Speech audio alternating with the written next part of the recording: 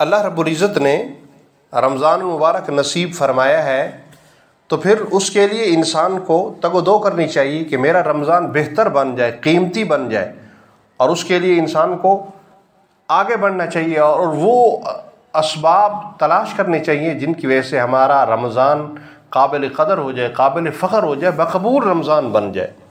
तो जो चीज़ें फ़र्ज़ हों उसका सीखना तो वैसे भी फ़र्ज़ है, और जो वाजिब है उसका सीखना वाजिब है। लिहाजा जिन पर रोज़ा फ़र्ज़ है वो रमज़ान से पहले ही रोज़े का ज़रूरी मसाइल सीख ले कि किन बातों से रोज़ा टूट जाता है और क़ज़ा व कफ़ारा दोनों वाजिब होते हैं, और किन बातों से रोज़ा टूट जाता है लेकिन सिर्फ क़ज़ा वाजिब होती है, कफ़ारा वाजिब नहीं होता, और वो कौन सी चीज़ें हैं जिनसे रोज़ा सिर्फ मकरूह होता है, टूटता नहीं है, वो कौन सी चीज़ें जो रोज़े की हालत में जायज़ है, मुबाह है, वगैरह वगैरह। ये चीज़ें अगर हम आज नहीं सीखेंगे तो कब सीखेंगे?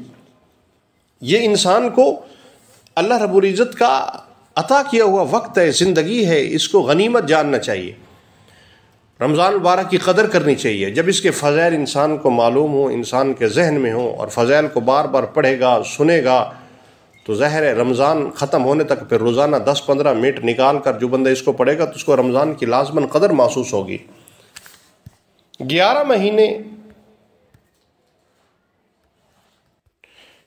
महीने दुनिया के काम काज में इंसान मसरूफ़ रहता है, तो बेहतर ये है कि 1 महीना अल्लाह रब्बुल इज़्ज़त की ज़ात के लिए इंसान वक्फ़ कर दे, और 1 महीना अपनी बख्शिश के असबाब ज़राए तलाश करने में अपने आप को लगा देना चाहिए। अपने आप को मुकम्मल फ़ारिग कर लें दफ्तर से, मुलाजमत से, महीने से।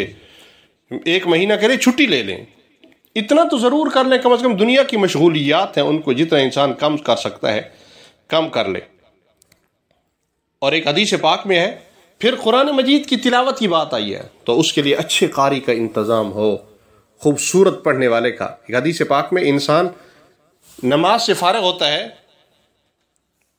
और उसके लिए सवाब का 10वां हिस्सा लिखा जाता है। इस तरह बाज़ के लिए 9वां, बाज़ के लिए 8वां, बाज़ के लिए 7वां, छठा, 5वां, चौथाई हिस्से तक, तिहाई हिस्से तक, आधे हिस्से तक हदीस में आता है, अबू दाऊद शरीफ की रिवायत है। यानी जिस कदर नमाज की ज़ाहिरी शक्ल और अंदरूनी कैफियत सुन्नत के मुताबिक होगी ना, उतना ही ज़्यादा अजर सवाब मिलता है। बज़्लुल मजहूद में खलील अहमद सहारनपुरी रहमहुल्लाह ने इस बात को नकल फरमाया है।